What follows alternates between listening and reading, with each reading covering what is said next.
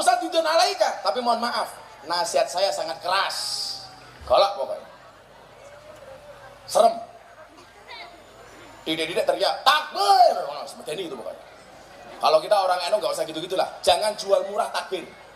Kalau dulu zaman perjuangan ada kacang di Asma sama Kiai, takbir Allahu Akbar, lempar jadi granat. Sekarang takbir nutup rumah makan. Ya Allah. Nggak penting. Jadi nggak usah teriak takbir kalau nggak kepepet. Itu bahasa yang mahal, kalimat yang sangat tinggi. Nah, maka saya nggak suka teriak takbir. Paling cuma shollu ala Nabi Muhammad. Daripada takbir, mendingan saya teriak traktir. Nah, itu malah bagus.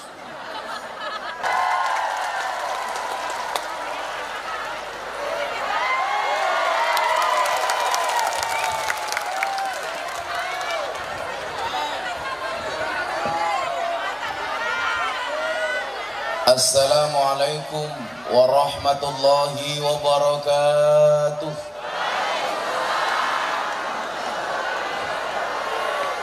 Alhamdulillahi rabbil alamin wa kafa.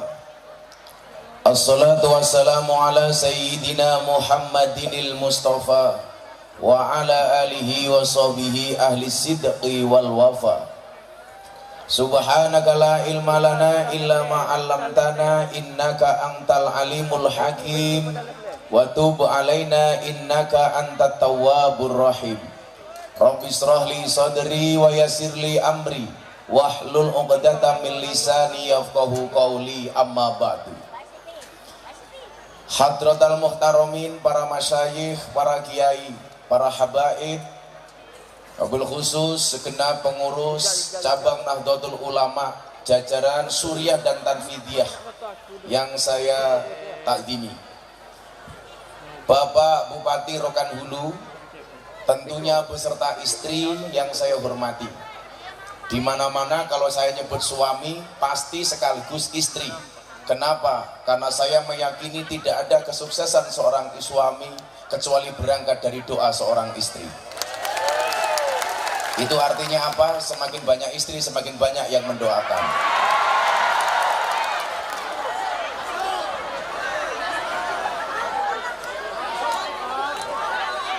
Bapak Wakil Bupati, guyon Bu. Ibu Bupati langsung berbisik sama Bupati, salah ngundang Kiai. Bapak Wakil Bupati, Bapak Kapolres, Ketua DPRD dan jajaran Forkompinda yang hadir, yang saya hormati, segenap banom-banom Nahdlatul Ulama. Saya lihat di sana ada ibu-ibu muslimat, juga ada fatayat.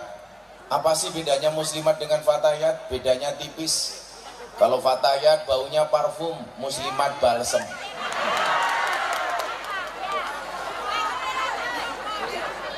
Sahabat Ansor Banser, Ibnu IPPNU, juga ada Pakar Nusa, dan seluruh yang hadir yang berbahagia. Bila teman membuatmu kecewa, bila pasangan membuatmu terluka, dan bila corona membuatmu menderita, yakinlah Gus Miftah hadir dengan membawa cinta. Pak Bupati, cintaku pada masyarakat Rokan Hulu seperti air kencing di dalam kolam renang. Maksudnya apa? Wujudnya tidak nampak tapi hangatnya bisa dirasakan. Kalau semua yang kita lakukan atas nama cinta, maka Allah pun akan membalasnya atas nama ridho dan cinta.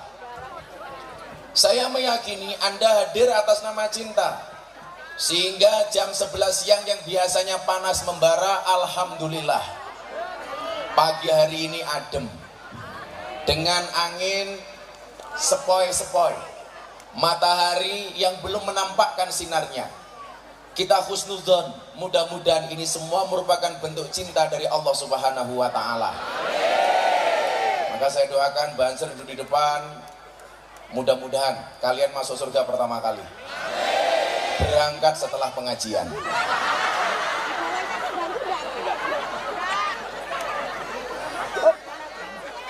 Alhamdulillah Pak Bupati, ini hari saya keempat apa ketiga ya? Keempat di Riau. Semalam berkunjung ke daerah Sukadamai, Kecamatan Tambusai Utara. Dan saya baru merasakan ketika masuk ke Tambusai Utara, subhanallah, ada ombak tanpa air. Karena jalannya begitu bergelombang di sana, Pak Bupati. Saya sampaikan mudah-mudahan tahun depan ada APBD untuk jalan di sana. Amin. Kalau Pak Kapolres tahu, itulah bedanya Rokan Hulu sama Jakarta. Apa bedanya? Rokan Hulu banyak jalan berlubang, sementara Jakarta banyak lubang berjalan.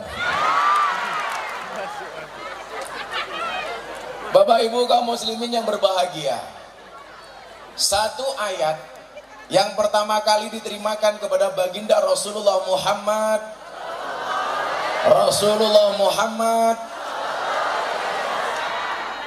bunyinya adalah Iqra bismi rabbik.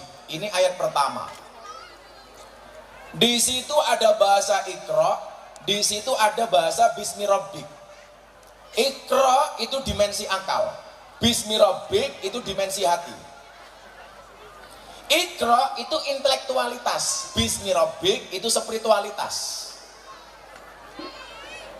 Kalau orang NU biasanya unggul di masalah spiritualitas, Muhammadiyah selangkah lebih maju di masalah intelektualitas. Maka saya bilang, lah wong NU kuwi biasane gede atine, wong Muhammadiyah biasane gede ndase matamu kok ndase itu. Kepala, otaknya, akalnya kok ndase. Enak ndase ya? Oh, ndasmu. Nah, saya mau berangkat dari intelektualitas dan spiritualitas. Kenapa saya katakan Muhammadiyah secara umum lebih tunggul di masalah intelektualitas? Pembangunan perguruan tinggi, pembangunan sekolah, pembangunan rumah sakit, mereka selangkah lebih maju dibandingkan kita, dan itu kita akui. Tapi persoalan spiritualitas kita jauh lebih unggul dibandingkan mereka. Coba Anda lihat, di mana-mana pengajian yang diadakan oleh orang Nahdlatul Ulama itu jauh lebih besar dibandingkan kelompok manapun. Ini harus diakui, pembangunan pesantren yang tercatat di RMI, Robitoh Ma'ahid Islamiyah, lebih dari 30.000 pesantren. Artinya apa? Kalau satu pesantren ada yang 10.000, bahkan ada yang 20.000, berapa santri yang dihasilkan dari pesantren Nahdlatul Ulama? Yang pengen saya sampaikan adalah bagaimana kemudian kualitas spiritualitas ini diimbangi dengan kualitas intelektualitas. Artinya apa? Orang NU dituntut untuk lebih cerdas. Dalam rangka apa? Dalam semua hal, termasuk menghadapi era kekinian. Kenapa? Karena dakwah sendiri dari masa ke masa itu sudah berubah caranya. Di zaman Nabi kita mengenal istilah dakwah bil lisan, dengan menggunakan kekuatan mulutnya, lisannya. Di zaman sahabat bil kolam, sudah mulai nulis. Di zaman wali bisa kofah, budaya. Bagaimana menyampaikan pesan-pesan agama cukup dengan menggunakan adat istiadat dan budaya serta lagu-lagu yang dikemas oleh para wali. Maka coba kita lihat Pak Bupati menyampaikan babu toharoh tentang bersuci, tidak perlu membaca ayat tentang bersuci, cukup menggunakan lagu, judulnya Sluku Batok. Batok elah si Romo menyang le payung. Sluku batok dari bahasa Arab, huslu batnaka, mandikanlah batinmu, bersihkanlah batinmu. Batoe elo batnuhu la ilaha illallah. Batin yang baik itu adalah yang senantiasa gumantung marang Allah.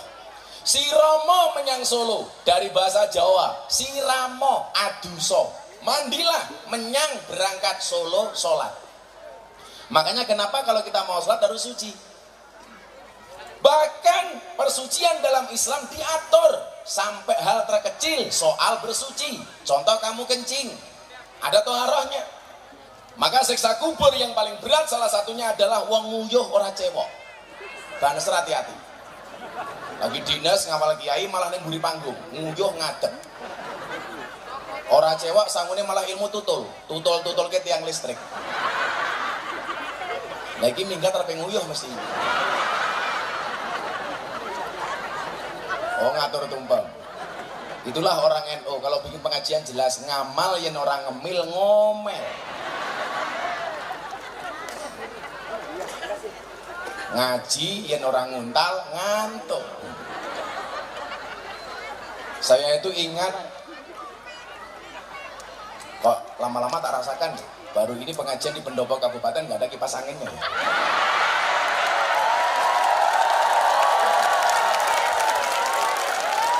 Saya nggak minta Pak Bupati, hanya mengingatkan.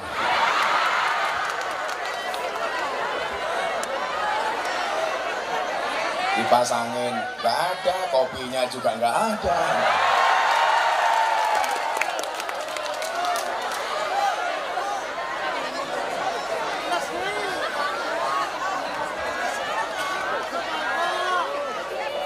Oh lagi proses.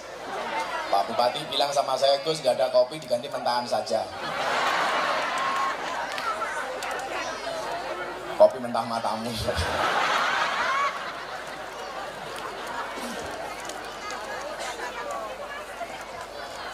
Faktor intelektualitas hari ini yang harus kemudian kita kejar.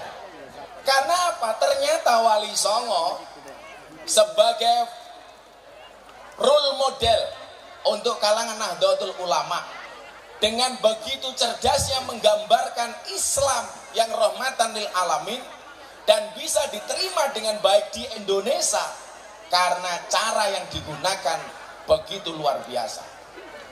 Ngomong soal kematian, nggak perlu membaca ayat kul innal mautal ladzi tafirruna minhu fa innahu mulaqikum. Nggak perlu, cukup membuat lagu judulnya apa? Turi Turi Putih. Orang rokan dulu tahu lagu Turi Turi Putih. Turi Turi Putih ditandur. Bob menengok, malah kalau ada munyuk menengok di sana.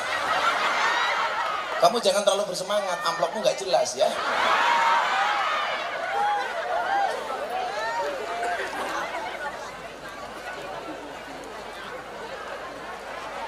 Saya ini kok lemu nih kayak gini. Oh.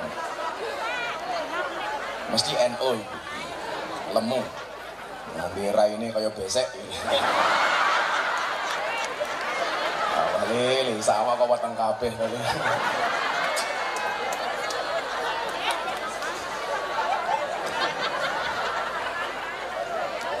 Lah piye wong NO gak gemuk? Yasinan makan, tahlilan makan, sholawatan makan, istighosahan makan, tetangganya sakit minta didoakan makan, yang sakit mati makan lagi 7 hari.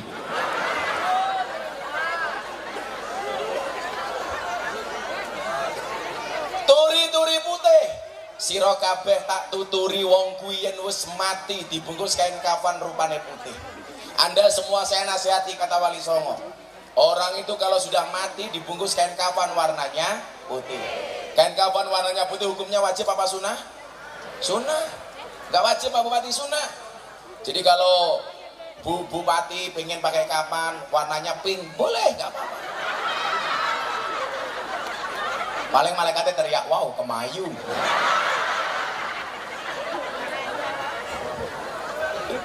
Pagar nusa pakai hitam boleh. Begitu dibuka malaikat teriak, wow pakai hitam siapa takut. Anda orang NU Banser, Gus saya besok pengen kain kafan warnanya hijau, boleh. Paling malaikatnya bengok, wow lontong. Ditandur itu artinya dikubur. Kebon Agung itu artinya kuburan. Supaya tahu itu kuburan biasanya diwenehi patok, kata orang Jawa.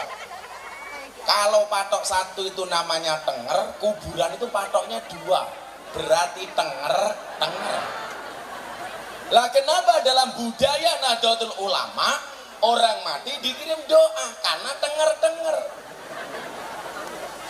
Apakah penjelasan rasionalnya ada. Ada nggak bukti yang menyatakan bahwa orang mati itu denger-denger? Ada. Al-mayyitu fi qabrihi kal gharik al-mughawis. Mayit itu di dalam kuburnya seperti orang yang terombang-ambing yang membutuhkan pertolongan. Denger-denger.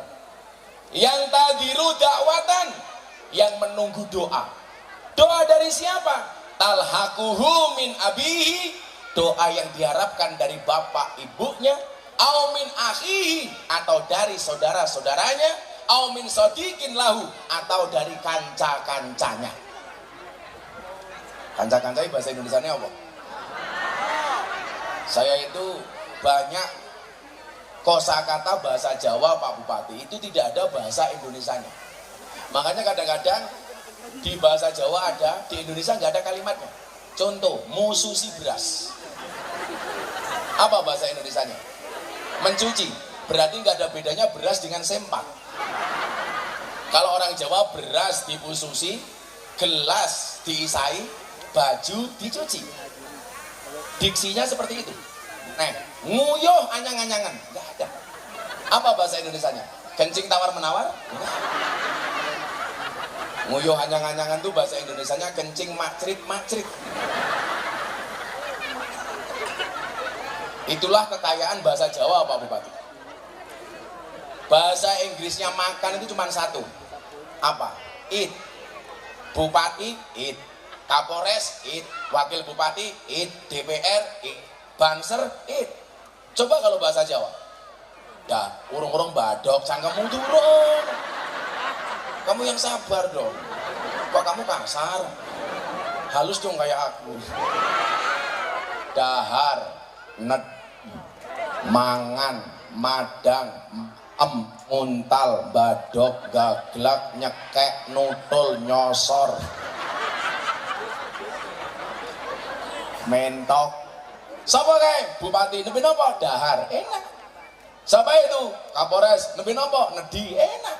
Siapa kayak banser? Nebi nopo? Badok, umpaman. Jawa. Wa idalahikothu, dan tatkala doa itu sudah diterima oleh si mayit, kanat ahabba ilaihi minat dunya wa ma fiha, maka doa tersebut lebih disukai oleh si mayit daripada dunia seisinya.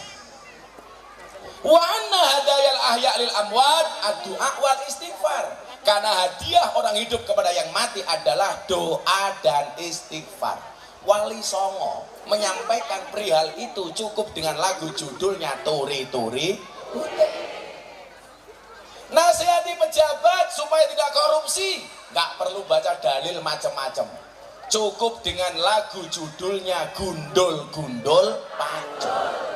Makanya besok kalau Anda punya pengajian, ngaturi Pak Bupati, acara selanjutnya sambutan dari Bupati Rokan Hulu. Waktu dan tempat dipersilakan. Begitu beliau naik mimbar, langsung dikawal. Gundul Gundul Pacul, gemblelengan, nyunggi nyunggi wakul kul, gemblelengan wakul glimpang segane dadi saratan. Kowe meneh kaget aku.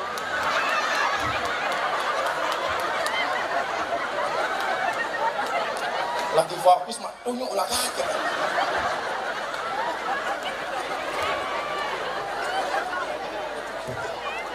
Itu lagu Pak Bupati Nyuwun Sewu didesain oleh Wali Songo untuk mengingatkan kawan-kawan kita yang mempunyai jabatan sebagai amanah. Jangan gemblelengan, jangan bergaya. Karena kalau Anda gemblelengan, wakul gelempang, segane jadi saratan. Kalau Anda macam-macam gemblelengan, tumpah. Tumpah karena apa? Karena kelakuannya sendiri. Korupsi, maling duit rakyat. Jangan gemblelengan. Saya ditanya sama wartawan, Gus, kenapa sekarang banyak pejabat ditangkap KPK? Itu salahnya guru TK. Gara-gara anak masuk TK, diajari cerita judulnya Kancil Nyolong Timun. Lah pentingnya apa coba? Kancil nyolong timun diajarkan kepada siswa. Itu kan gak ada pentingnya sama sekali. Karena TK-nya diajari cerita kancil nyolong timun, begitu begitu jadi pejabat gaweane maling kaya kancil. Rungokno kuwi. Hati-hati, kamu jadi bupati boleh, jadi DPR boleh, tapi jangan kaya kancil. Makanya bahasa Gus Miftah kalau ngaji di Senayan sana galak. Kewan sing gaweane mangan tanduran ning sawah jenenge bajing, tapi kok sing mangan duit rakyat jenenge. Kok kamu ngomong bajingan lihat saya. Makanya hari ini tanda bupati mic-nya mati. Tukang sone tak ajar loh, jangan mati-mati dong. Ini tadi hidup, kalau enggak ini servernya terlalu jauh. Atau jangan-jangan soundnya belum dibayar. Belum? Oh sama.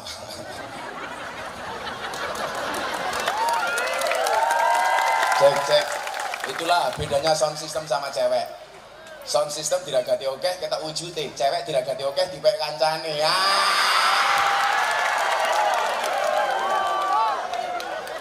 Maka pagi hari ini kita berkumpul. Harlah NO bisa di sini, mudah-mudahan merupakan tanda cinta dari Pak Bupati untuk kita semuanya. Itu cara yang dilakukan oleh para wali terlebih itu. Mati meneh toh. Ada nggak mic yang lebih jelek? Kamu jangan membuat malu bupati dong. Masa kiainya cakep, mic-nya bosok. Oh ini tukang soundnya? Oh, kamu tukang sound? Oh tukang foto. Bilang dong.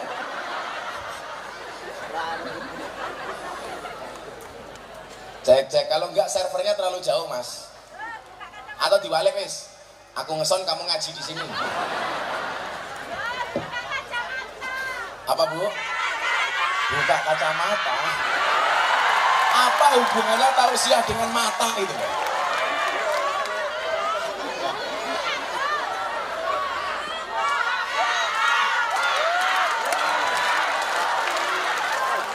Ya sudah, karena banyak yang maksa buka kacamata, pengajian saya akhiri ya.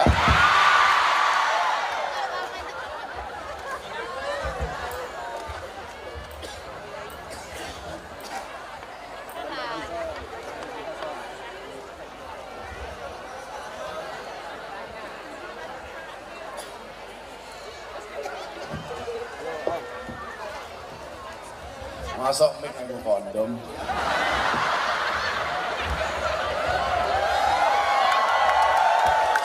Cek. Ayo mas sound system, dibenari. Cek.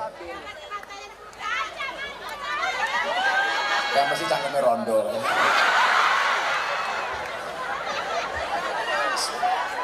Kopi dulu. Ibu-ibu muslimat tahu nggak kenapa kopi itu pahit? Karena manisnya kamu habiskan. Tapi bohong.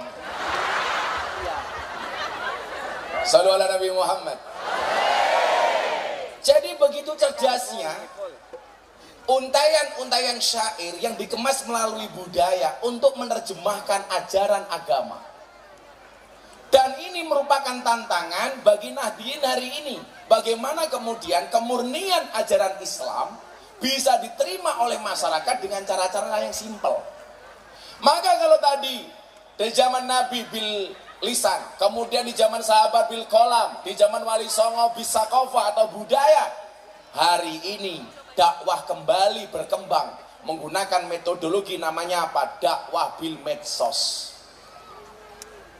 Bagaimana ajaran agama bisa sekian cepat diterima oleh masyarakat? Makanya kita kemas yang menarik. Kalau Wali Songo jelas budayanya nggak perlu diragukan. Walaupun hari ini banyak lagu-lagu Wali Songo yang sudah tidak dihafalkan, kalah sama lagunya orang-orang TK. Saya banyak lagu anak-anak TK itu nggak setuju Pak Bupati. Contoh ini, po ame-ame, belalang kupu-kupu, siang makan nasi, kalau malam minum susu. Sampai hari ini akal saya belum bisa menerima. Sejak kapan belalang itu kalau siang makan nasi, malam minum susu? Lagian kalau lagu ini dinyanyikan sama anak kecil, Bu Bupati, itu salah.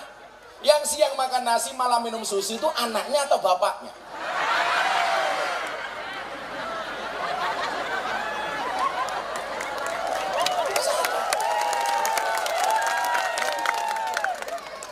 Kenapa kalau saya ngomong susu sampean bahagia?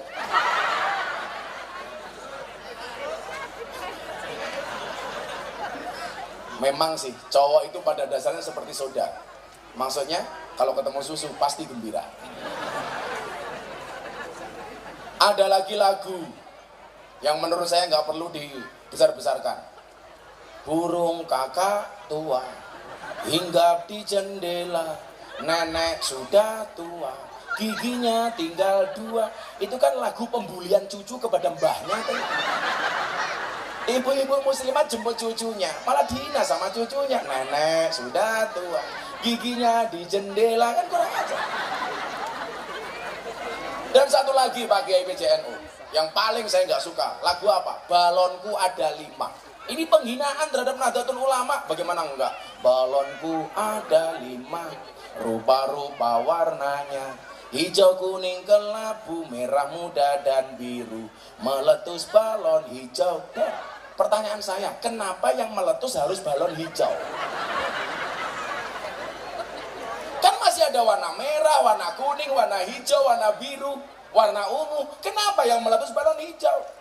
Gara-gara yang meletus balon hijau, orang NU disuruh akur itu susah. Kenapa? Mergo balonnya meledos.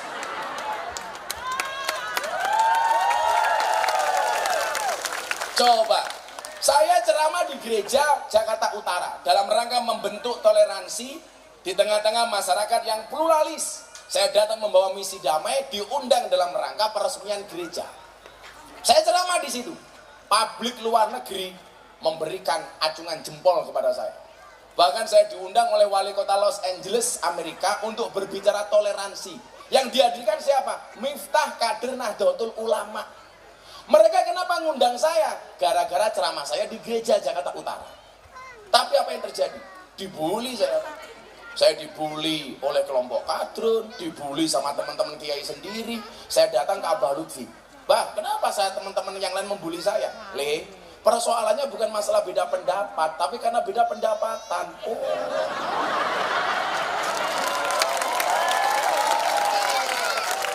Persoalannya bukan masalah nasab. Saya dipermasalahkan Miftah itu nasabnya siapa? Bukan masalah nasab, tapi masalah nasib.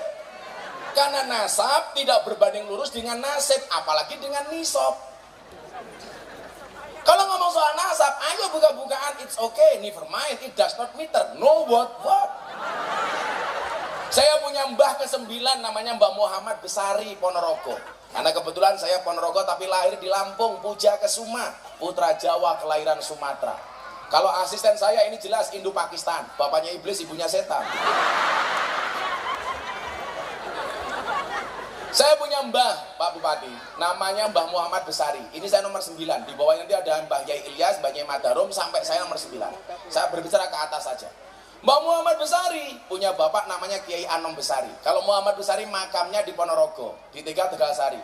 Punya bapak namanya Anom Besari, makamnya di Caruban, Madiun. Punya bapak lagi namanya Abdullah Mursad, makamnya di Kediri. Abdullah Mursad punya bapak namanya Raden Demang di Kediri. Raden Demang punya bapak namanya Pangeran Demang di Kediri. Pangeran Demang punya bapak namanya Ratu Jekulo. Ratu Jekulo punya bapak namanya Brawijaya Limo. Jadi bukan masalah persoalan nasib. Itu saja. Dan orang NU itu memang lucu. Kalau ada musuh bersama, kompak. Tapi kalau nggak ada musuh, musuhan sendiri. Kan danco.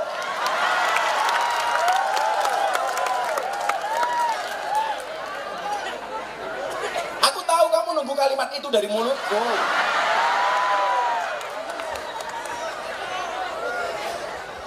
Lagi mbahmu lagi.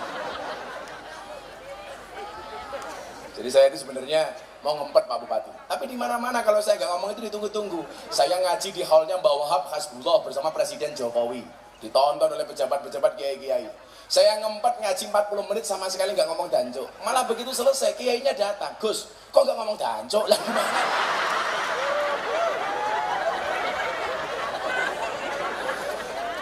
Karena saya paham danco itu apa. Tahun 2018 saya ke Belanda di Amsterdam, ke museum di Belanda. Danco itu seorang tokoh di Belanda namanya Danko. Ada yang nyebut Jancok. Ketokohan ini diabadikan jadi nama tank. Tanknya ini kecil, jadi bisa masuk ke jalan-jalan sempit yang ada di Surabaya. Lah kalau tanknya ini masuk ada tulisan itu, orang Surabaya teriak-teriak, "Dancuk, dancuk, dancuk." Karena mau ngomong dan kok susah. Kok Gus Miftah kalau ngomong dancuk fasih? Lah saya tahu tajwid kok. Jadi makhorijul hurufnya pas. Panjang pendeknya pas. Apalagi kalau bacanya pakai kol-kolah. Dancuk kok tadi.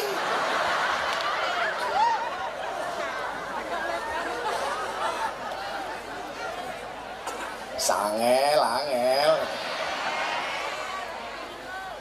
Pak Bupati ini ya iso miso.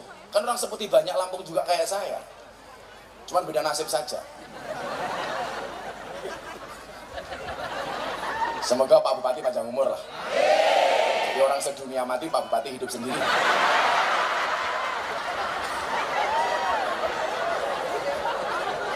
Bupati ini batin. Oke, ini asli.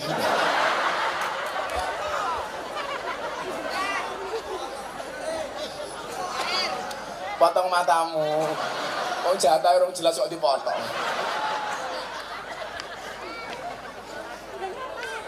Lah, hari ini di era milenial, kenapa kemarin di sambutan Pak Jokowi di pengukuhan pengurus besar Nahdlatul Ulama, beliau menyebutkan satu nama, Ainun Najib, orang Indonesia yang bekerja di Singapura sebagai ahli IT.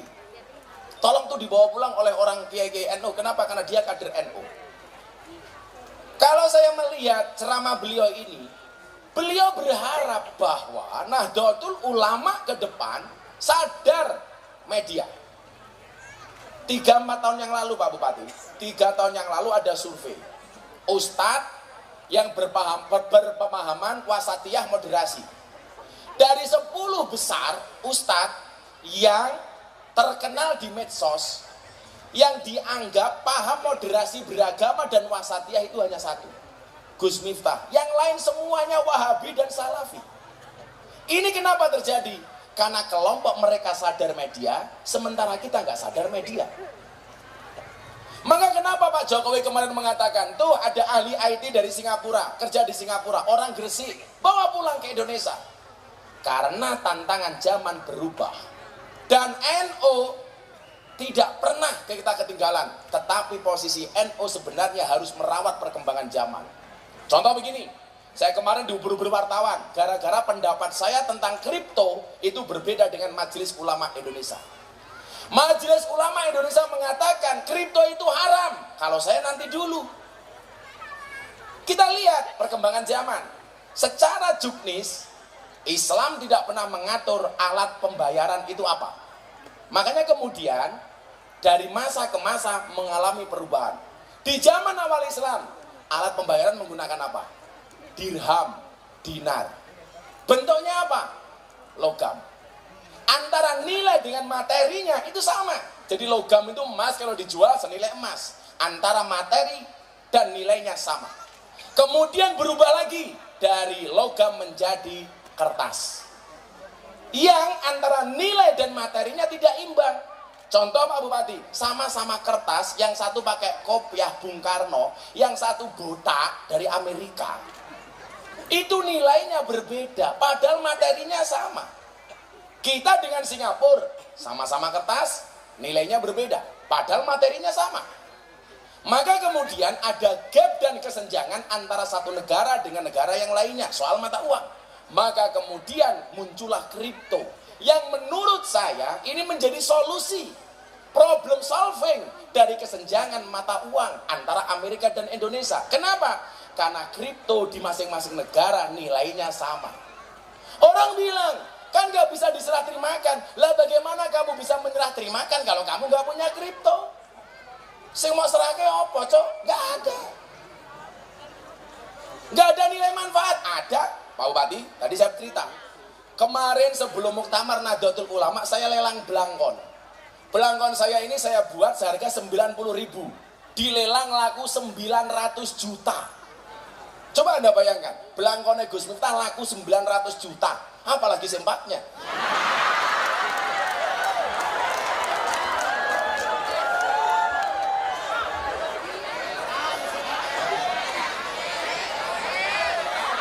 Lah kurang ajar ibu-ibu muslimat.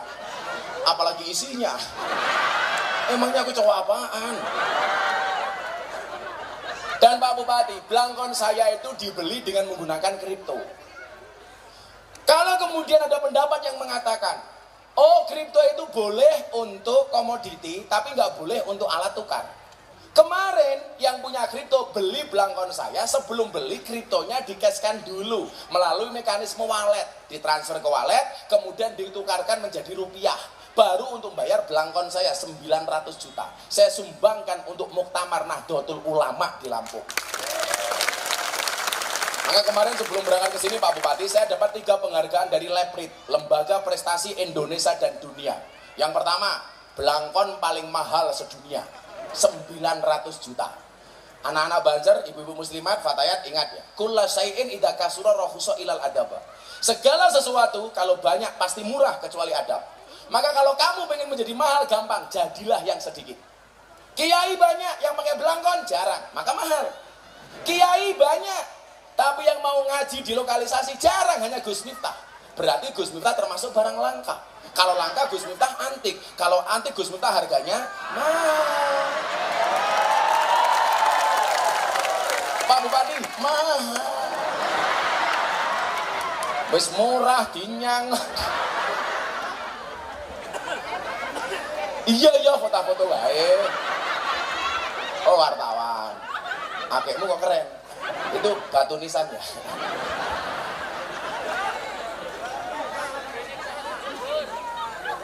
Nah, saya pengen ke depan ini NU ketika berbicara intelektualitas, bagaimana kemudian Islam ini bisa diterima secara asik dan menyenangkan.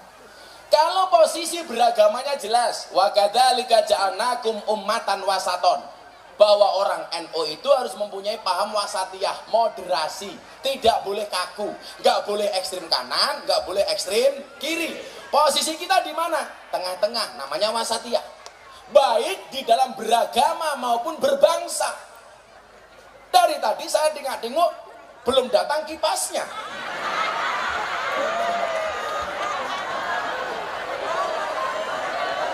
Begitu ada kipas, gak ada colokannya.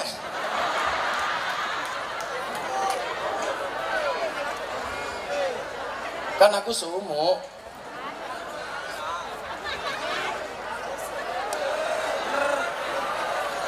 Lah cangkem besok toh.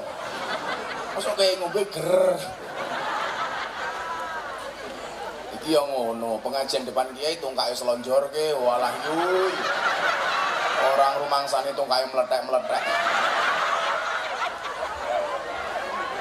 Tungkae meletek-meletek celukane mamah. Lah Ibu Bupati ya lumrah karo Pak Bupati, mama iya papa. Lah kowe gaweane ning kebun sawit mamah. Mama iya papa. Mama kemana? Ngarit papa.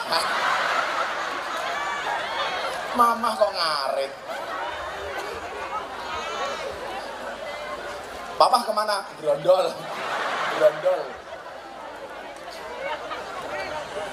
Jadi apa? Bagaimana kemudian mensiarkan agama ini dengan konsep wasatiyah? Dan itu yang saya lakukan. Saya tahun 2018 konferensi pers di Belanda bersama teman-teman wartawan di Eropa. Karena waktu itu mereka kaget, kok bisa pengajian soal agama bisa diterima di lokalisasi dan klub malam. Tadi Pak Kiai, yang pertama saya dapat penghargaan belangkon termahal. Yang kedua, saya dapat penghargaan Leprit sebagai dai yang secara kontinu dan konsisten pengajian di lokalisasi. Sejak tahun 2000, berarti sudah 22 tahun saya membersamai para PSK. Yang ketiga, saya dapat penghargaan apa? Selebriti yang paling banyak gambarnya di bokong truk. Ada lebih 150 sampai 200 truk di Indonesia yang gambarnya Gus Miftah di bokongnya. Tapi yang paling keren satu, ada mobil sedot WC, gambarnya Gus Miftah. Ada gambarnya Gus Miftah, ada captionnya. Apa tulisannya? Silitmu adalah rezekiku. Ya Allah.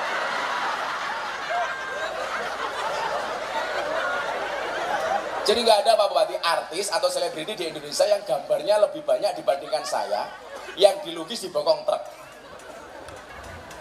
Ada umpamanya ngomong soal pasangan suami istri. Di situ gambarnya Gus Miftah. Quote-nya apa? Pasangan terbaik bukan yang datang dengan segala kelebihannya, tetapi yang tidak meninggalkan kita dengan segala kekurangannya. Amalan NO dihina, bid'ah, sesat, dan lain sebagainya. Maulid Nabi bid'ah, tahlilan sesat. Saya buat. Di situ ada truk gambarnya Gus Miftah, ada captionnya. Cukup Rogib dan Atib yang menilai amalku, cangkemmu ra usah melu.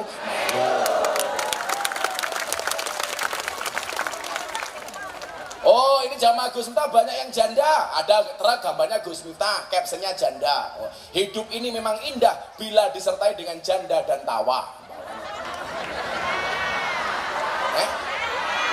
Apa? Canda. Saya tadi bilang apa? Yo men cangkem-cangkemmu dhewe.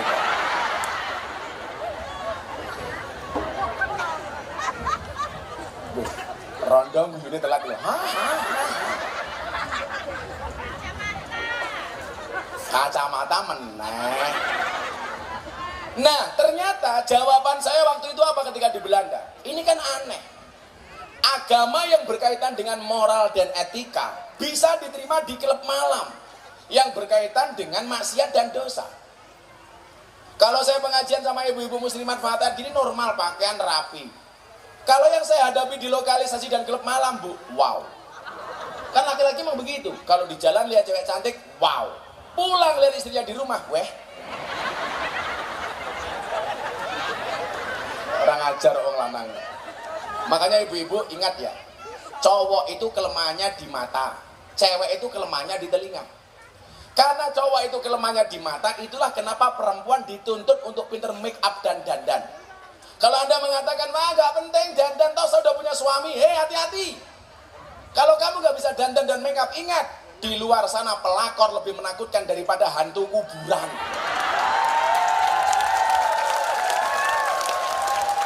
Tapi saya protes, sinetron layangan putus. Gara-gara sinetron itu semua laki-laki dicurigai sama istrinya. Pak Bupati ingat ya, perempuan itu kalau disakiti nggak pernah lupa, tapi kalau menyakiti nggak pernah ingat. Itulah perempuan.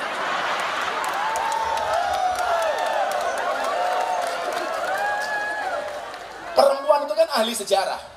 Sekali laki-laki salah seumur hidup ingat terus. Gumun aku. Makanya saya ditanya, Gus nikah lagi nggak? Kalau saya nikah lagi, saya pengen nikah dengan orang Arab. Kenapa Gus? Jelas, kalau istri Arab saya marah serasa mendengarkan tartil Quran.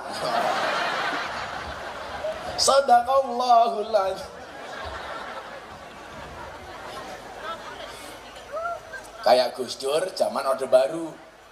Rapat sama kiai-kiai, ada intel di dalam. Menyelidiki, menginteli aktivitas para kiai. Akhirnya Gus Dur bilang sama para kiai, kita mulai saat ini karena ada intel, tolong ngomongnya pakai bahasa Arab saja. Akhirnya intel laporan sama Kapolres, gimana tadi kiai-kiai itu, zaman Orde Baru? Oh nggak apa-apa kok, Pak Kapolres, kenapa? Mereka hanya saling mendoakan. Goblok.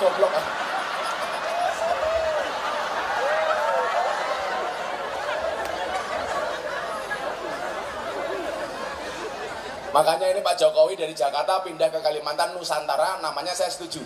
Karena Nusantara itu kepanjangannya adalah NU, santri, polisi, dan tentara. Wow. Ya, sebelum saya lanjutkan selawatan dulu yuk. Walaupun suara saya berat, nggak enak. Tim Hadroh siap-siap. Mau ke susu. Saya kira siap.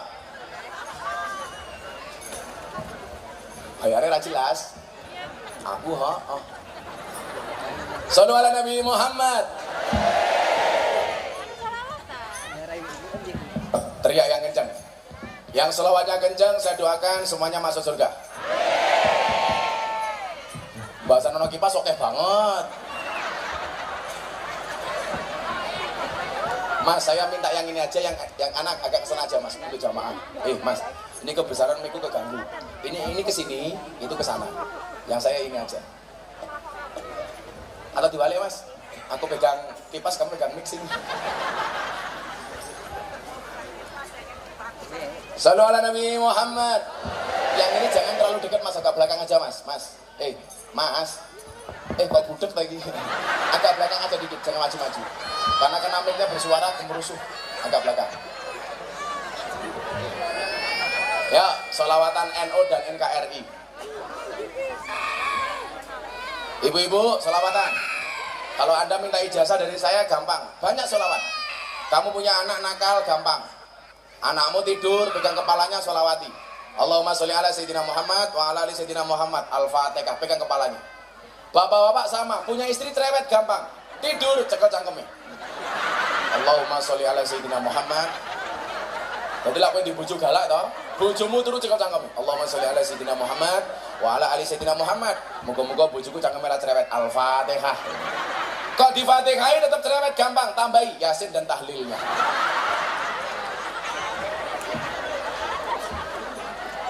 Shallu ala Nabi Muhammad. Shalli wa sallim daiman ala mada. Shalli iman wal ali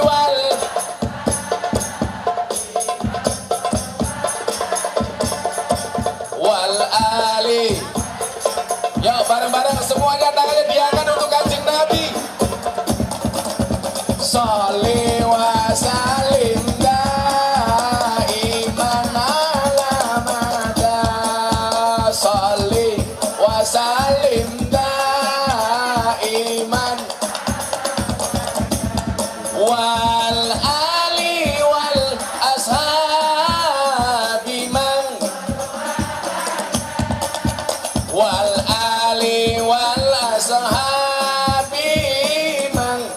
Yang hafal bareng-bareng. Saben malam Jumat ahli kubur mulih nang omah kanggo njaluk donga wajan Quran najan zakat.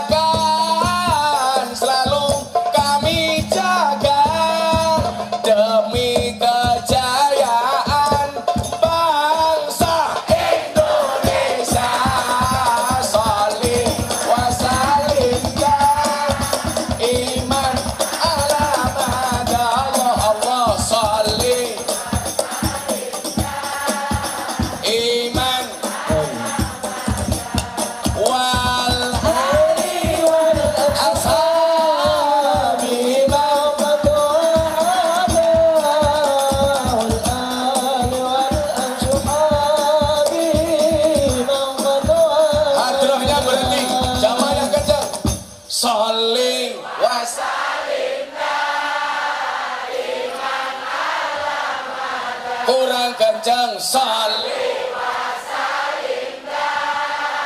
iman wal ali wal ashabi mang wal ali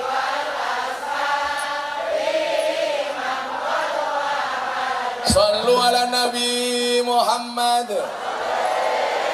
Saya pengen di ulang tahun ke-96 ini, mumpung saya masih berdiri, ibu-ibu lebih suka saya duduk apa berdiri? Itulah Pak Bupati, perempuan itu suka hakikatnya yang berdiri. Saya pengen kita semua menyanyikan lagu syukur untuk NU dan untuk khususnya Indonesia. Shallu ala Nabi Muhammad. Yang kencang. Dari yakin hati ikhlasku penuh akan karuniamu.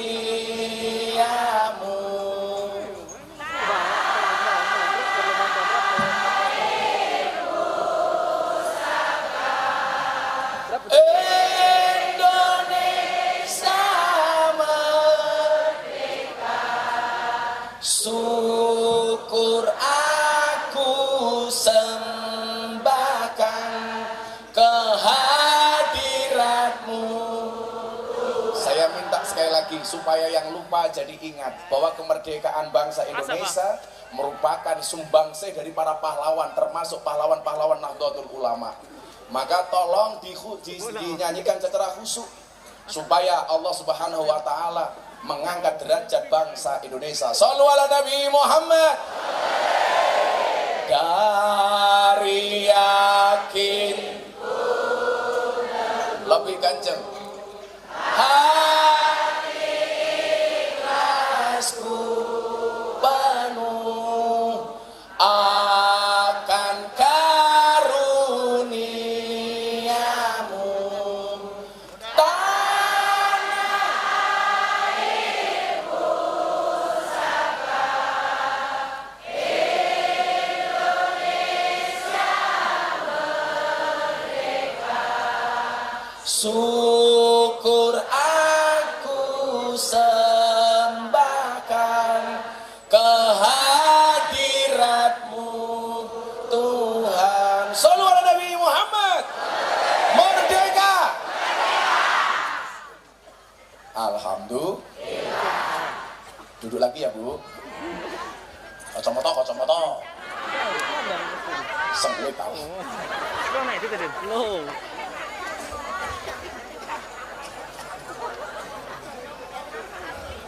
No. Kamu tahu bedanya jeruk sama kamu? Nggak tahu. Jeruk mengandung vitamin, kamu mengandung anak kita. Iya. Ya aku nyumbang kuwi, sing lewat kuwi.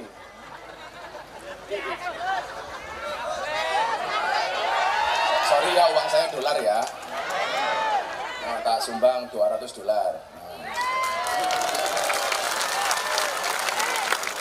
Pak Bupati, ijoli.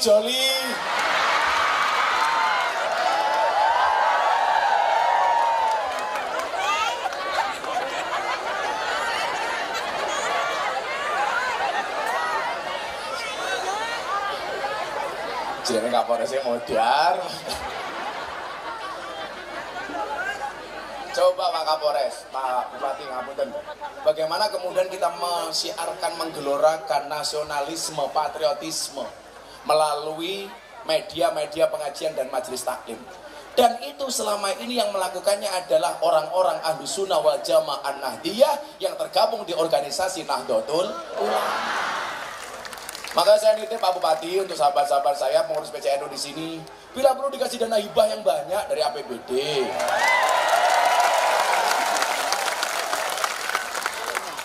Saya nggak minta, hanya mengingatkan.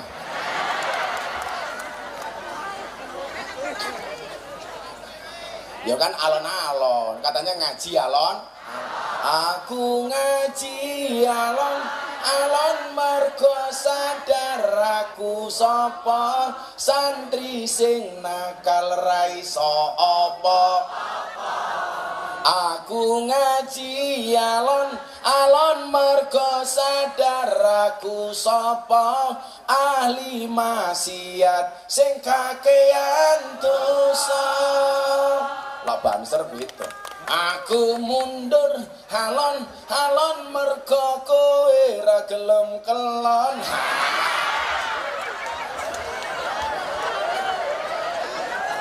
Elang. Kita teruskan konsep wasatiyah. Pak Kapolres izin sampai jam berapa? Jam 12 ya? Terima kasih. Udah dijawab jam 12. Sekarang jam 12 kurang 10. Berarti 10 menit lagi Pak Kapolres. Terima kasih. Dari Kapolres bukan saya. Bener Pak? Ya itu loh dengerin.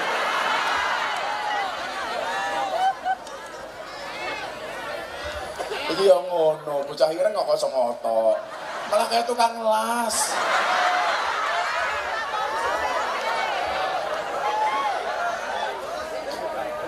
Kita bahas konsep wasatiyah. Wa kadzalika ja'alnakum ummatan wasaton. Atau dalam bahasa lain kita mengenal hadis khairul umuri awsatuha. Islamnya Nahdlatul Ulama itu berada di tengah-tengah. Kalau dulu ada istilah deradikalisasi, di zaman Pak Sigit, Kapolri sekarang, melalui ASDM Bang Wahyu Widada itu membuat istilah namanya apa? Moderasi. Moderasi beragama. Karena apa?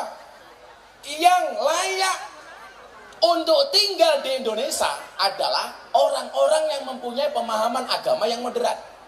Maka saya sampaikan, di Indonesia, mohon maaf, ada 4 golongan. Tolong lihat jari saya, jangan lihat cincin saya. Pamer mbahmu, pamer. Copot-copot, sim. Malah muka-muka lali. Pakai lagi. Pak Bupati rong nambahi, kelangan akeh.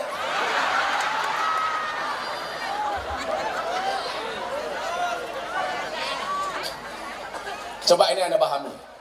Ada 4 golongan.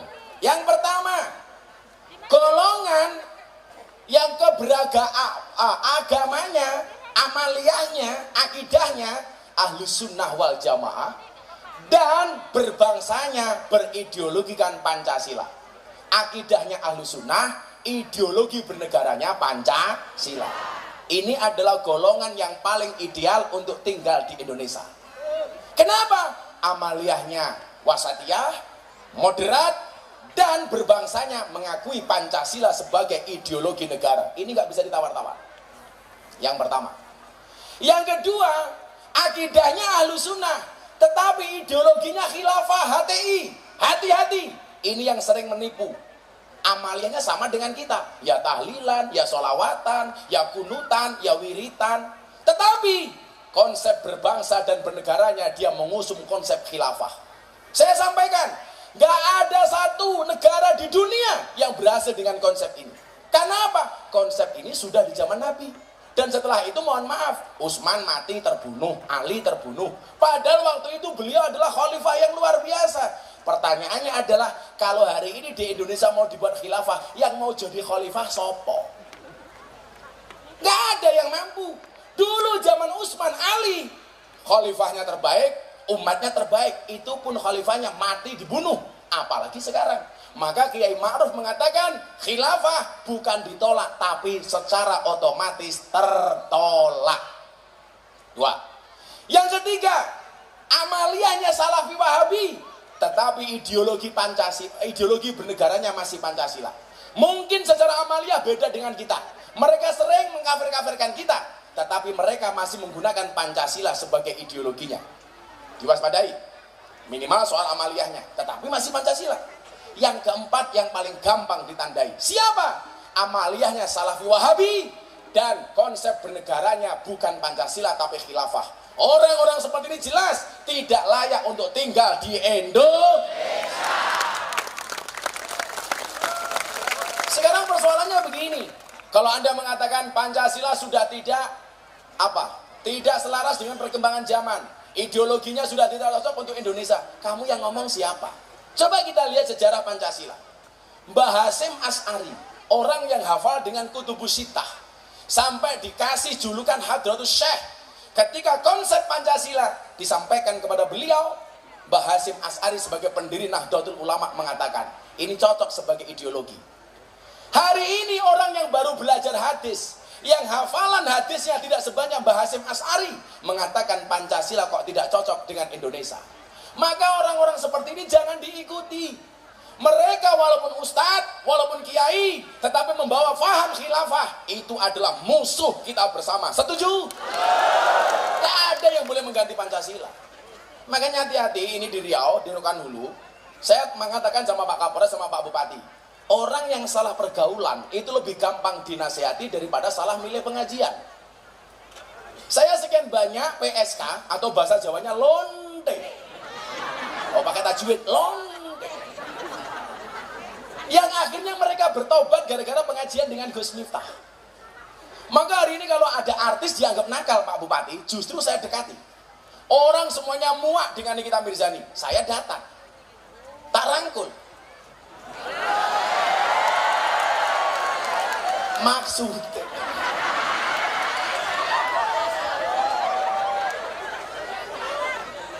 dolanmu kurang ada, koncomu kurang oke, turumu kurang bengi, kopimu kurang panas. Kenapa? Karena bagi saya ahli maksiat, para pendosa, orang yang salah pergaulan, itu lebih gampang untuk diberikan nasihat daripada yang salah milih pengajian. Maka ingat, kalau konsep Al-Quran, fas'alu ahla dzikri in kuntum la ta'lamun, bertanyalah kepada ahli dzikir ketika kamu tidak mengetahui sebuah persoalan. Bertanyalah kepada ustadz yang akidahnya ahlu sunnah dan wawasan kebangsaannya, ideologinya Pancasila. Ikutlah pendapat ahli, jangan ikut-ikutan orang yang ahli berpendapat. Saya ulangi, ikutlah pendapat ahli, jangan ikut-ikutan orang yang ahli berpendapat. Kenapa? Hari ini semua orang bisa memposting dirinya sendiri, bisa memviralkan pendapatnya sendiri, dan kadang-kadang tanpa pernah kita sadari, kita evaluasi, tahu-tahu kita sharing. Hati-hati. Saring sebelum sharing. Postinglah yang penting, jangan yang penting posting. Kalau mengikuti follow ustadz-ustadz yang ramah, jangan ustadz-ustadz yang mengajarkan kebencian, provokatif. Ini tidak dibenarkan dalam agama. Maka saya bilang, Gus, sebenarnya pemimpin itu boleh nggak dikritik? Boleh, saya bilang nggak boleh. Tapi dengan cara yang baik. Saya kasih satu riwayat. Saya nggak belain Pak Bupati, juga belum ngaplopi kok. Tapi ini fakta. Habis pengajian insya Allah. Laura lali. Lali ya santet.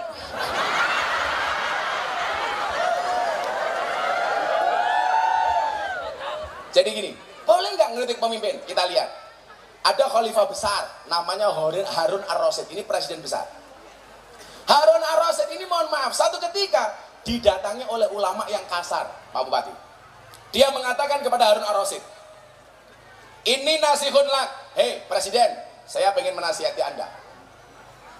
Pak Musa ditun alaika, tapi mohon maaf, nasihat saya sangat keras, galak pokoknya, serem. Tidak teriak, takbir, seperti ini itu pokoknya. Kalau kita orang NU nggak usah gitu-gitulah, jangan jual murah takbir.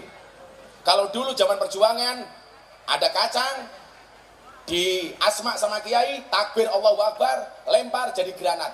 Sekarang takbir, nutup rumah makan. Ya Allah, nggak penting. Jadi nggak usah teriak takbir kalau nggak kepepet. Itu bahasa yang mahal, kalimat yang sangat tinggi. Nah, maka saya nggak suka teriak takbir. Paling cuma shollu ala Nabi Muhammad. Daripada takbir, mendingan saya teriak traktir. Nah, itu malah bagus. Pak Bupati, traktir. Tambahin. Bukan kok saya benci takbir, tapi kalimat itu jangan untuk sembrono. Saya di Jogja, tahu-tahu di jalan arah ke Solo. Takbir, Allahu Akbar, ganti Pancasila dengan khilafah, Allahu Akbar. Langsung mobil saya buka, saya jawab, Sami Allahu liman hamidah. Masuk sopirku jawab, Robbana walakal hamd. Lah, malah kayak orang sholat. Saya akan menasihati Anda Presiden, tapi nasihat saya sangat keras. Fala tajidanna fi nafsika alayya syai'an. Tolong Anda jangan marah. Apa jawaban Presiden Harun Ar-Rasyid? Innallaha ta'ala, sesungguhnya Allah qad arsala man huwa khairu minka. Dia pernah mengutus orang yang lebih baik dibandingkan Anda. Siapa? Harun dan Musa. Ilaman huwa sarumini, kepada orang yang lebih jelek dibandingkan saya. Siapa? Fir'aun. Dan Anda tahu, Allah mengatakan kepada Harun dan Musa bagaimana menasihati Fir'aun. Faqula lahu qaulal layyina. Musa, Harun, kamu nasihati Fir'aun dengan bahasa yang lembut. Ini Fir'aun dinasihati Musa dan Harun, perintah Allah menggunakan kalimat yang lembut. Pertanyaan saya, kalau Anda ngomong kasar dengan presiden kita, dengan Pak Jokowi, dengan Pak Kiai Ma'ruf Amin, pertanyaan saya adalah, apa Pak Jokowi dan Kiai Ma'ruf itu lebih hina dibandingkan Fir'aun? Kalau Anda ngomong kasar sama presiden, pertanyaan saya, kalau bangsa ini tidak bangga dengan pemimpinnya, bagaimana dengan bangsa lain? Ini Fir'aun yang jelas-jelas kafir, dingon. Nggak boleh kita ngomong kasar dengan dia. Musa, Harun dilarang. Faqula lahu qaulal layyina. Musa, Harun, kamu ngomong yang baik, yang halus. Saya nggak tega ketika orang kemudian mencaci maki presidennya dengan penuh kebencian seperti itu. Bahkan dulu bunuh Jokowi. Lah kamu siapa? Begitu ditangkap polisi, hilaf matamu. Tahu-tahu ada berita di media apa? Polisi telah mengkriminalisasi ulama. Itu bukan kriminalisasi ulama, tapi proses hukum terhadap ulama yang kriminal. Bedakan antara proses hukum dengan kriminalitas. Kan itu Habib, Gus. Yang namanya proses hukum itu bisa diberlakukan kepada siapapun. Mbah Habib, Kiai, Ustadz, Bupati, semuanya. Kalau dia salah ya diproses hukum. Pertanyaannya adalah, benar nggak ini kriminalisasi ulama? Atau ulama yang berbuat kriminal? Atau kriminal yang diulamakan? Saya nggak setuju. Kalau orang berbuat salah walaupun dia Kiai Habib ditangkap kok kriminalisasi. Bukan proses hukum terhadap ulama yang kriminal. Kriminalisasi ulama itu kalau ngundang Kiai jauh-jauh dari Jogja nggak diamplopi. Lah itu kriminalisasi. Itu melanggar KUHP pasal 378, penipuan. Dikasih kok Gus, tapi isinya cuma sedikit. Pasalnya beda lagi, 352. Perbuatan tidak menyenangkan.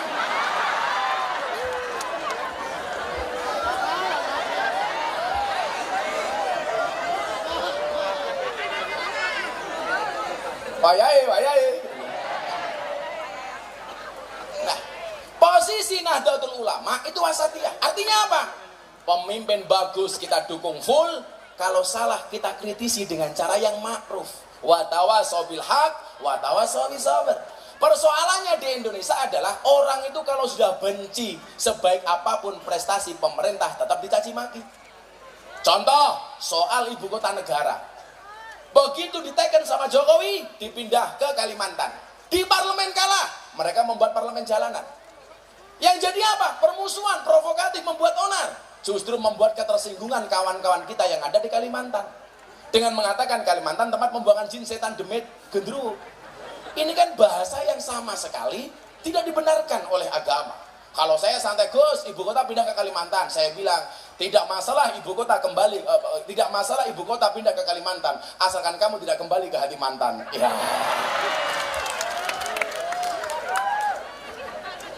Mesti jomblo ini. Santai saja Mbak, gak usah galau, malah kamu galau.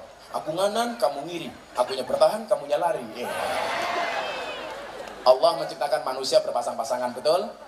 Itu artinya kalau kamu tidak punya pasangan, jelas kamu bukan manusia.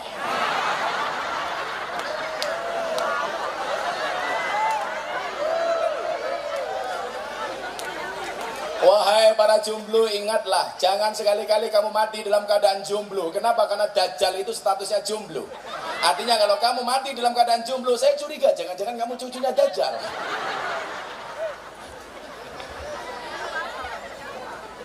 Janda, wahai para janda, ingatlah, bila cinta pertamamu meninggalkan luka, yakinlah cinta keduamu insya Allah menghadirkan surga. Lebih baik menikah dengan janda, karena minimal janda itu jujur, sudah tidak gadis lagi, daripada nikah dengan gadis tapi rasa janda. Wah! Kata Pak Kapolres, janda kalau nikah dengan janda itu tidak ada malam pertama, tapi adanya malam terusan. Ya Allah, nyanyi kayak. Kowe kan nangkepnya, mesti mantan copet ya. Contoh begini, cara orang eno nasihati pemimpin kayak Pak Bupati. Coba dulu kita punya lagu. Dondong opo salah, duku cilik, andong opo becak, melaku time. Sekarang kita belajar. Ini cara menasihati pemimpin dengan konsep wasatiyah. Pak Bupati, dondong opo salah, dondong maupun salah nggak ada yang dipilih. Kenapa? Karena dondong itu tidak ada kesesuaian antara luar dan dalamnya. Jobone halus, dalamnya tencrongot. Maka dondong gak dipilih. Makanya kalau Anda punya suara serak kayak saya, pengen sembuh gampang. Dondong isinya ditali, masukkan ke sini, tarik. Jebol telahmu. Dondong gak dipilih karena gak ada kesesuaian. Salah juga gak dipilih, walaupun dalamnya bagus, tetapi aktualisasinya di luar kasar. Maka mau dondong maupun salah, ini gak ada yang dipilih. Pak Bupati kalau ngupas salah gimana? Pasti begini toh, salah Pak. Cara wong Jogja nggak begitu Pak. Karena kan saya di Jogja banyak kebun salah. Jadi cara ngebuka salah itu bukan begini Pak. Pasti tangannya terluka. Seperti terlukanya hatinya Bapak.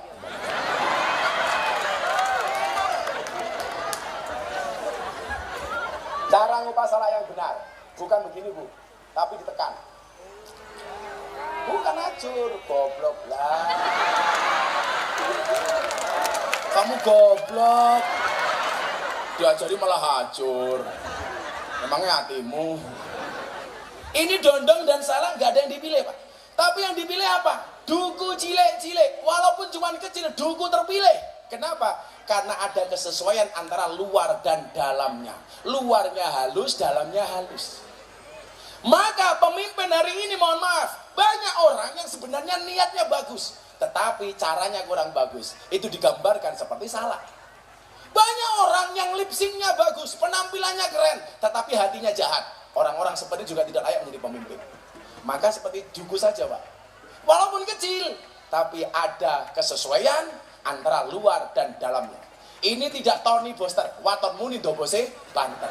Becak tanpa pir, waton jeplak tanpa mikir. Ban becak tanpa pelek, waton jeplak ra nganggo utek. Gajah dibelangkoni, ora segen.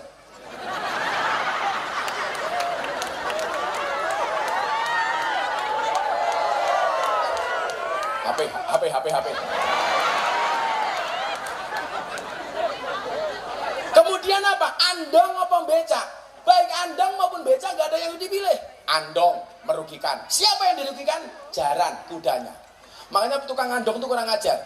Kenapa? Kudanya dikasih kacamata. Supaya apa? Kalau yang naik andong bayar supaya gak dilihat oleh kudanya.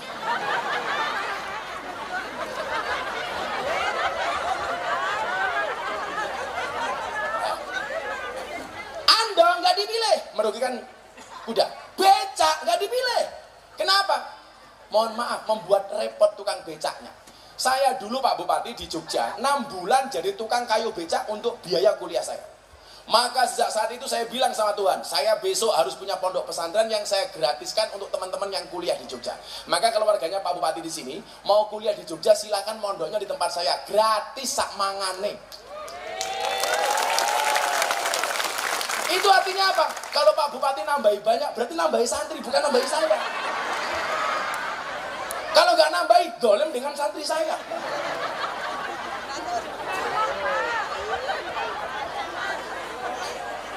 Saya becak 6 bulan Mas, saya nggak malu mengakui itu. Dan saya latihan sabar dari tukang becak. Tukang becak itu orang paling sabar sedunia. Nunggu penumpang nggak datang, becak naik sendiri. Pernah becak saya ditabrak sama mobil, remuk Pak. Saya nggak marah, saya malah nyanyi lagu India. Matane.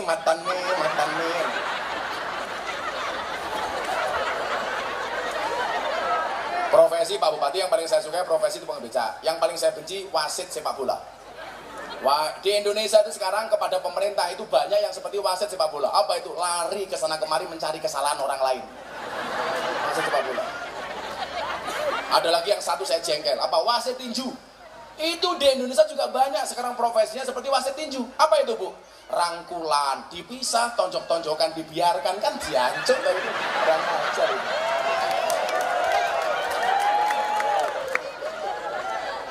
Maka yang dipilih Pak Bupati, Pak Kapolres semuanya itu bukan andong, bukan beca, tapi apa? Melaku, time, jalan walaupun cuma pelan-pelan. Dan kenapa? Karena nggak merugikan siapapun. Maka kemudian kita punya konsep khairun nas anfa'uhum linnas. Manusia terbaik adalah yang paling banyak manfaatnya untuk orang lain. Dan NU menyampaikannya dengan cara wasatiyah moderat. Ayo kita buat Nahdlatul Ulama ke depan semakin lebih maju. Dengan cara apa? Cara-cara yang moderat. Karena saya menyampaikan Islam dengan cara moderat, banyak orang yang masuk Islam melalui saya. Deddy Corbuzier sudah bertahun-tahun belajar Islam, gak pernah mantep. Ketemu saya 8 bulan, mantep masuk Islam. DJ Katy Butterfly dari Thailand. Dulu Bu kalau nge-DJ manggung, Masya Allah, pakai celana pendek, sampai di sini cuma sempakan tok, pakai behanan tok. Gus Miftah nonton? Kan aku pakai kacamata. Bukan untuk membatasi pandangan, supaya kalau ngelirik nggak kelihatan. Tapi atas kesabaran saya menyampaikan Islam, dia masuk Islam. Saya ceramah di gereja, ditelepon sama orang ateis dari Belanda. Bro, I will to be a Muslim. Masuk Islam. Saya ketemu dengan orang Islandia, bertanya tentang kenapa perempuan Islam harus berjilbab. Apa jawaban Gus Miftah? Ketemu saya 10 menit masuk Islam, padahal dia ateis. Kenapa? Karena saya menyampaikan Islam secara moderat. Begitu ketemu saya, dia tanya, who are you? Kamu siapa? I am Ustadz. Dia nggak tahu apa itu Ustadz. What is the meaning of Ustadz? Saya bilang, Ustadz is Muslim teachers. Ustadz itu adalah guru agama Islam. Kemudian dia tanya begini, saya tanya ganti, and you? I am Audur Linda from Iceland. Agamamu apa? Ateis. Loh, kenapa kamu jadi ateis? Because God is nothing. Karena Tuhan itu nggak pernah ada, dia bilang. Religion is fiction. Agama itu hanya fiksi. We are believe in science, not in God. Kami hanya percaya dengan ilmu pengetahuan, tidak percaya dengan Tuhan. Ketemu saya 10 menit. Gantian dia tanya sama saya, Ustadz, kenapa perempuan dalam Islam itu terkungkung dan terpenjara? Mereka berjilbab, geraknya dibatasi, nggak boleh disentuh kecuali dengan pernikahan. Itu kan memenjarakan perempuan. Apa jawaban saya? Kamu tahu nggak? You know Queen Elizabeth? Anda tahu nggak? Rajanya Inggris, namanya Ratu Elizabeth. Dia disucikan, dimuliakan. Tidak semua orang bisa mendekat ke Queen Elizabeth. Dibatasi. Yang boleh bersentuhan hanya orang-orang dekatnya saja. Dan itulah posisi perempuan di dalam Islam. Lebih terhormat, lebih suci, lebih mulia dibandingkan Queen Elizabeth. Maka untuk mendekatinya harus dengan pernikahan.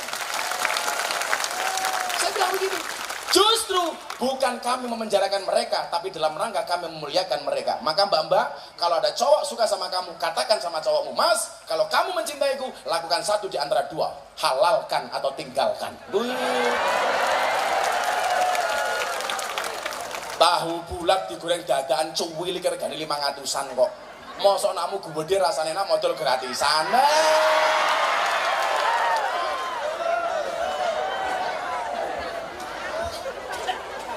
Kalau Islam digambarkan seperti itu, Pak, kita nggak usah teriak-teriak, orang akan masuk Islam.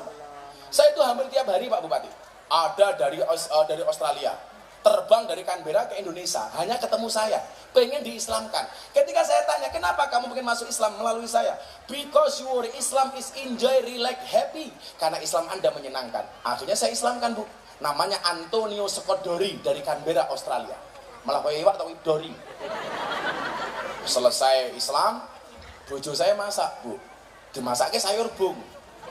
Lah kan disuguh macam-macam nggak doyan, dikasih sayur bung. Begitu dikasih sayur bung, dia tanya, what is this? Ini apa?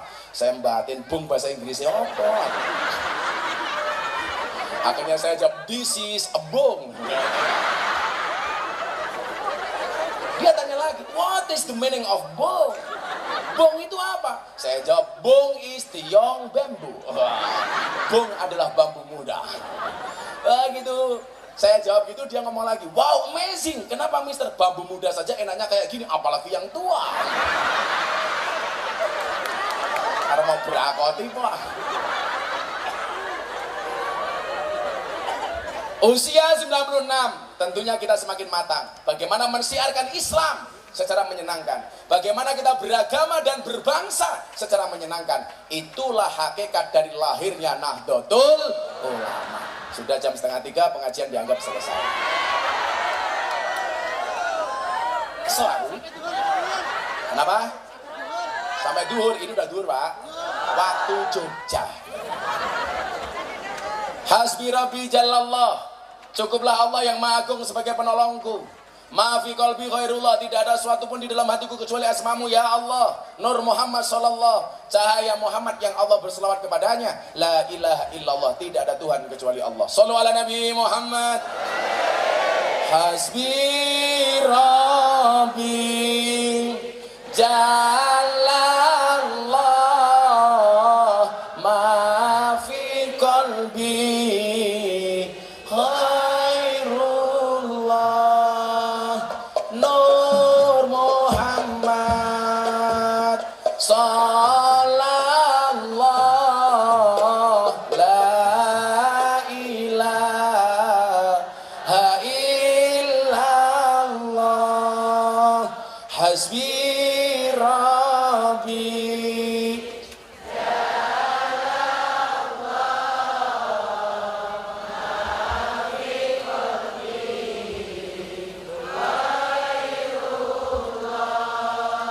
Nur Muhammad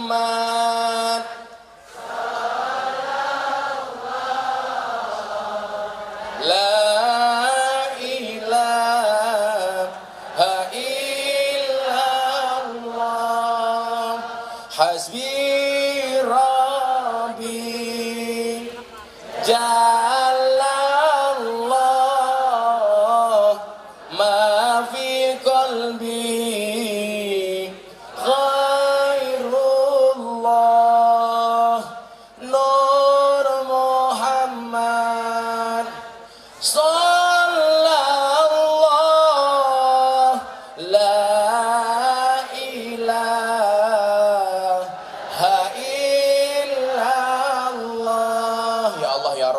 bagimu ya Allah, memberikan pertolongan kepada Nabi Yunus dari perut ikan ya Allah. Bila mudah bagimu ya Allah menyelamatkan Nabi Ibrahim dari pembakaran Namrud ya Allah. Dan bila mudah bagimu ya Allah menyelamatkan Nabi Musa dari kejaran Fir'aun ya Allah, maka kami hambamu yang beriman yakin bahwa mudah pula bagimu ya Allah untuk menghilangkan COVID-19 dari muka bumi ini ya Allah. Rahmatika ya arhamar rahimin. Allahumma rizukna istiqomah ya Allah ya Rabb. Siapapun yang hadir siang hari ini ya Allah, berikan kepada kami, anugerahkan kepada kami kehidupan yang istiqomah. Allahumma rizukna biziyadatil ilmi wa rizki wal ibadah. Anugerahkanlah kepada kami semua yang hadir ya Allah dengan bertambahnya ilmu, amal dan ibadah. Allahumma rizukna ziyaratal Makkah wal Madinah ya Allah ya Rabb. Kami rindu dengan Makkah dan Madinah ya Allah. Mudahkanlah kami untuk bisa berziarah ke Makkah dan ke Madinah. Allahumma rizukna dzurriyyatan thayyibah. Anugerahkanlah kepada kami ya Allah keturunan generasi yang soleh solehah. Allahumma rizukna ahlan sakinatan mawaddatan warahmah. Anugerahkanlah kepada kami keluarga sakinah mawaddah warahmah. Allahumma rizukna bi alfi quwwah ya Allah. Kami lemah ya Allah. Anugerahkanlah kepada kami beribu-ribu kekuatan ya Allah. Allahumma rizukna bi alfi barakah ya Allah. Dunia ini penuh dengan kemaksiatan ya Allah. Anugerahkanlah kepada kami beribu-ribu keberkahan ya Allah. Allahumma rizukna bi alfi karamah ya Allah ya Rabb. Kami semua hina ya Allah, untuk itu anugerahkanlah kepada kami beribu-ribu kemuliaan ya Allah. Allahumma rizukna min ahli sunnah wal jamaah an-nahdiyah ya Allah ya Rabb. Anugerahkanlah kami, istiqomahkanlah kami ya Allah di dalam pergerakan akidah ahlussunnah wal jamaah an-nahdiyah. Allahumma rizukna bi husnil khatimah. Dan pada akhirnya ya Allah, tatkala engkau berkenan memanggil kami ya Allah, panggillah kami dalam keadaan husnal khatimah.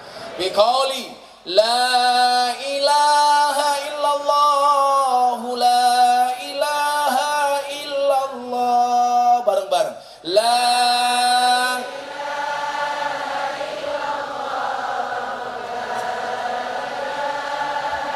la ilaha illallah, la ilaha illallah.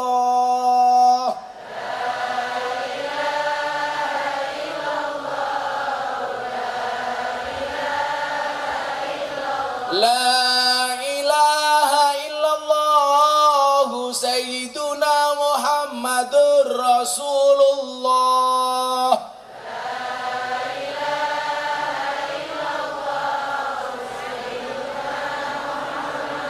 Waqtim lana min bil khair wa ya khairan nasrina bi rahmatika ya arhamar rahimin walhamdulillahi rabbil alamin. Wallahul muwaffiq ila aqwamit thoriq wal afu minkum. Assalamualaikum warahmatullahi wabarakatuh. Bapak Ibu hadirin kaum muslimin.